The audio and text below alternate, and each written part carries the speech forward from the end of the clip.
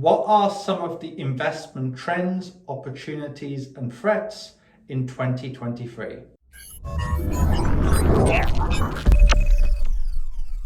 So we're almost at the end of 2022. Really incredible to think that. In fact, it's quite perturbing in some ways how fast, time goes. And it's been an incredible year, often for bad reasons, of course, with some countries going into recession, Russia and Ukraine and God knows what else. But it's got me thinking, what could be some of the trends and opportunities and so on we could see in 2023. Now, before doing that, if you're an expat or a high net worth individual in particular, go over to infuriated.com, see how I can help you, and indeed have helped others like you in the past. And also, in addition to that, people who have watched my videos for a long time know I don't ask people to subscribe because I know it's pretty annoying as a consumer of information myself.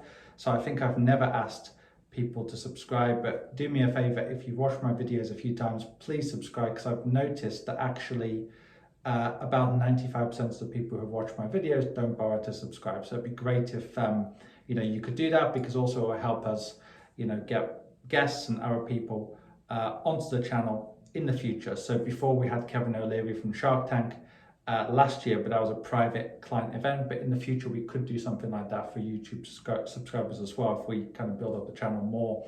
So if you compare my YouTube channel to Quora, it's very small. So if you could really help me build it, that would be fantastic. Now, let's talk about 2023 then. What could be some of the trends we could see?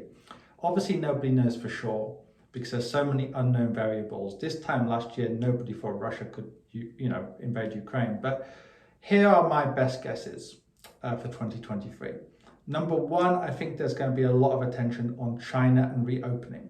I've said on many occasions before, the Chinese stock market and Chinese stocks are quite risky on many levels. However, they're looking very cheap at the moment, and Hong Kong stocks are looking exceedingly cheap. If you compare Hong Kong and Chinese stocks to their historic CAPE ratios, which is a valuation measurement, they are looking very good value. The Hong Kong stock market, when I actually made this video, was down, was almost halved in value since it hit its peak a couple of years ago. And yes, there's a lot of things going on in Hong Kong, but on a valuation measure, it looks pretty good. And Hong Kong stocks is partially, of course, linked to mainland Chinese stocks. So I do think that even though Hong Kong stocks have had a great last month or so, early next year, there's going to be a lot of talk, and mid next year, about the reopening play with China and Hong Kong and so on. And that could also be good for some markets in Southeast Asia, because Vietnam and many other markets in Southeast Asia look exceedingly cheap.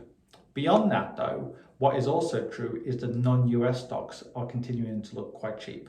Now, less cheap than they did about a month ago, because some currencies have started to recover against the US dollar a bit, but they're still looking very cheap. So I do think more people are going to say, you know what, we're looking for value. Yes, the US stock market over 100, 200 years has done great, but anyone who looks at the evidence knows these things go in cycles. So, for example, from 2000 until 2008, US stock markets did worse than international stock markets, whereas since 2008-9 and the bottom, the US has done better. And these things are cyclical, so we might be due another period like that in the future, especially because the US dollar has been so strong recently, which actually brings me on to another trend. I do think as a bit more optimism comes back, the US dollar strength will start to weaken a bit. In terms of the US dollar tends to get stronger, like it did in 2020 and 2008, when people are worried. They think the greenback, the US dollar, blah, blah, blah, it's the safest bet in town. When people start to feel a bit more relaxed, like they did last year and also after 2010, the dollar tends to lose a bit of value, versus other currencies. This year, people have been worried, and the Federal Reserve has been more aggressive than some other central banks, like the British Central Bank in terms of, or the Bank of England in terms of raising interest rates. So I think some of these things, though, will change. We're already seeing the US dollar come off a bit, and I think a lot of the bad news is priced in. So unless we get more bad news, at the end of the day, what are we seeing at the moment? Yes, we're seeing bad economic times in some regards, but that was already kind of priced in, and we're seeing inflation start to fall a bit in the US. We're seeing the Federal Reserve in the US indicate that they might not be increasing interest rates at such a high pace as expected. So we have started to see the stock markets go up, and also the US dollar to fall. That's not going to be a one-way bet. It's not going to be the case, obviously, every week or every month the stock market's going to go up and the dollar's going to go down. But I do think that the trades of this year, which has been asset prices have been falling in general, but not completely, and the dollar's been rising, that's not going to continue forever. And I think the current recovery, we don't know when it's going to get back to records, the markets, but I think we can see the recovery potentially gaining steam, albeit we might see some big volatility as well, including some down periods as well, of course, for 2023.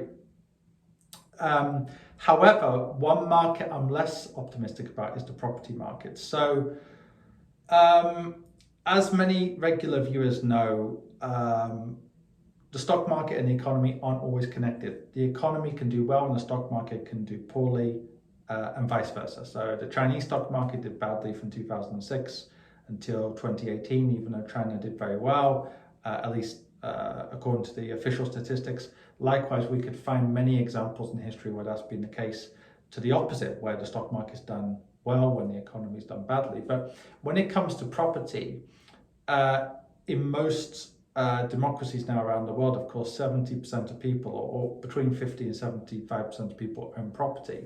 So if people are struggling a bit more and interest rates are going to go up, then the property market will suffer. So we're already seeing it around the world. So in South Korea, property prices are going down at the fastest rate, I believe, on record. Although when they say on record, I think that's only looking at the last 20 years.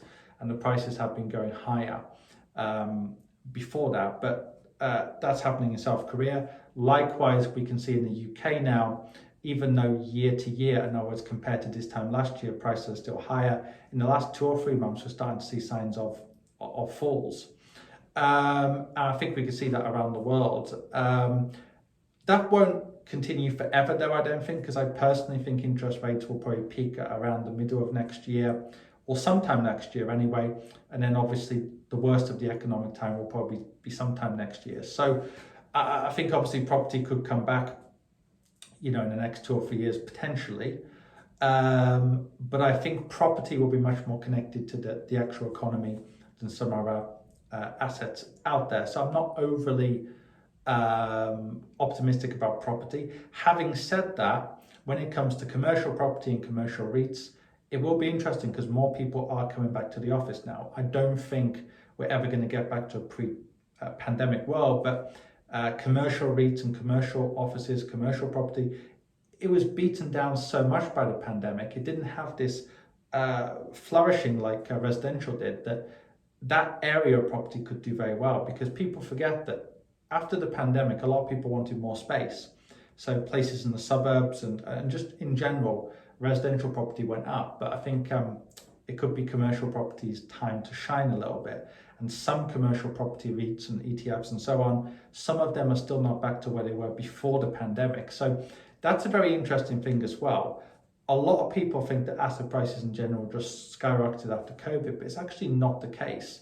So US stock markets and some of our stock markets have done very well, but there are pockets of extreme value, including in Asia, emerging markets, which are due a good run, commercial property and so on.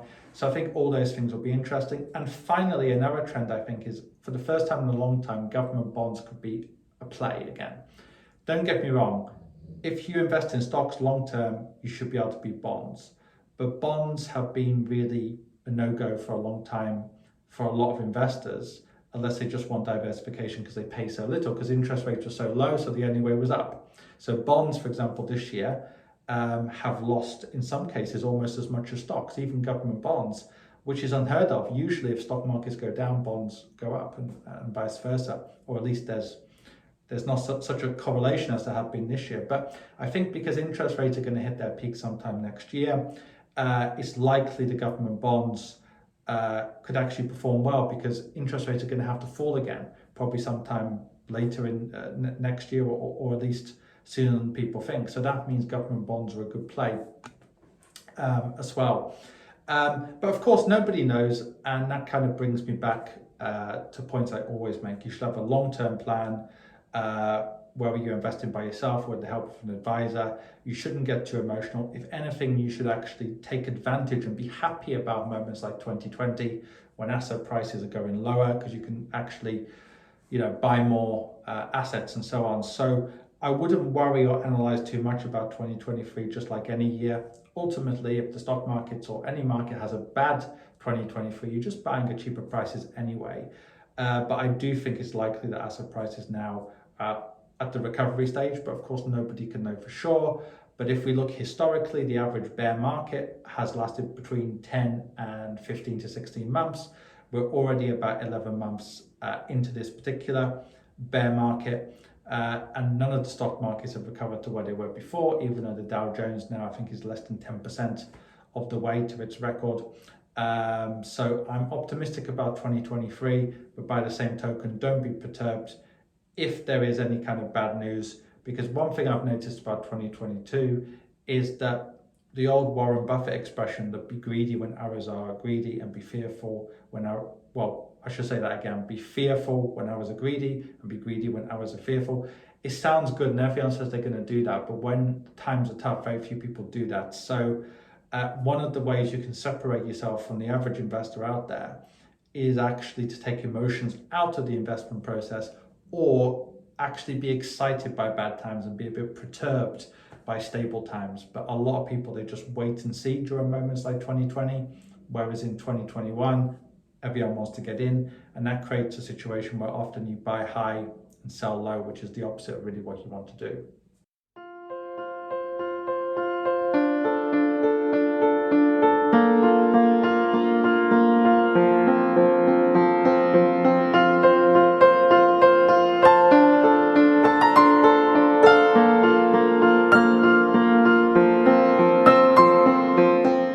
Depends on every person's individual goals, how much money they want to invest, how long they want to invest. And I did not have at all the feeling from any bank with which I had contact with that they were interested in these things. Mm-hmm. Whereas with you, it was from the very beginning obvious to me that you had experience in these matters and also were interested in what I wanted to achieve. Anyways, I'm very, very pleased and positive to say that I believe I've picked the right one. The results in the last couple of years have overreached my expectations by far. And I see no reason why it should not continue. Of course, I can highly recommend him as your financial advisor for now and for the future, because hesitating is missing out. So I'm investing a lot in the Middle East market, but the amount of returns I'm getting from there is very low as per the amount of returns I'm getting from the investment portfolio which you made for me. Obviously, the best result in market right now is Adam.